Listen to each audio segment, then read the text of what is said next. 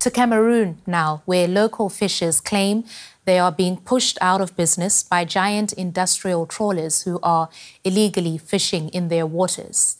They say they face attacks when out at sea, and officials are ignoring their plight. Now, Chinese vessels are reported to be at the heart of the problem, with allegations that these boats don't follow local regulations and are often left to fish unchecked. As DW's Blaise Eyong reports now from Limbe on the coast in southwest Cameroon. Eyong has been out fishing since the middle of the night. But his net is still empty after 7 hours at sea. Artisanal fishermen in the region say their catches are getting smaller and smaller. It's very difficult to catch even a single fish nowadays. Just look at the boat. It's empty. There's nothing here for us. Look at all I've had for today. It's very little, and it will hardly fetch me any money. These local fishermen are struggling as foreign vessels have flooded the ocean. They say there's an unhealthy competition on the way, just off Cameroon's shores. It's the Chinese vessels and other vessels that have come around here fishing massively, including for prawns. They fish constantly, without stopping to allow the fish to reproduce. Back on the seashore, people rush to buy the cash. But most of the boats have come back almost empty. A Congolese Robert has just returned from the ocean. He's been a fisherman for 35 years, but recently, business has been slower than ever.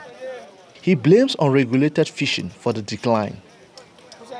The government tells us which sorts of nets to use for fishing, but the foreigners don't follow the guidelines. They use the wrong nets, which kills even the smallest fish, and that affects the reproduction of fish in the ocean. We complained about this to the government, but the government doesn't take proper action. When we complain, the foreigners go to meet the authorities and hand them money. Our complaints are pushed aside. Those are the problems we're dealing with. Last year, the European Union Commission imposed a ban on imports of fishery products caught in Cameroon waters or by vessels registered here. Citing the country's lack of cooperation in the fight against illegal, unreported and unregulated fishing, it doesn't seem as though much has changed. Cameroon loses more than $30 million annually from illegal maritime fishing. The country imports around $160 million worth of fish each year.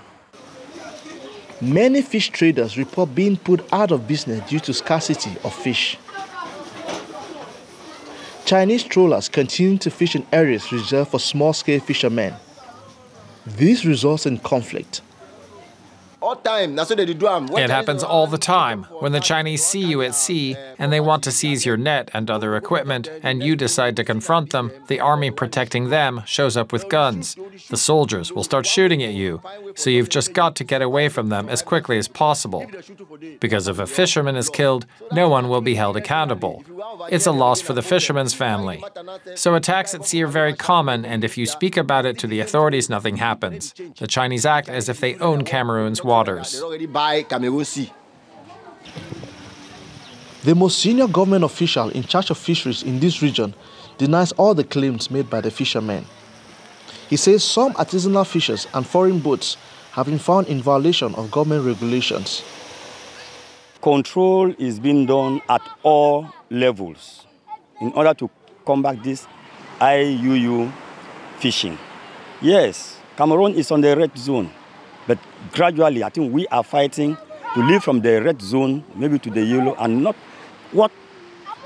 the green zone, because presently as we speak, there's control in the sea.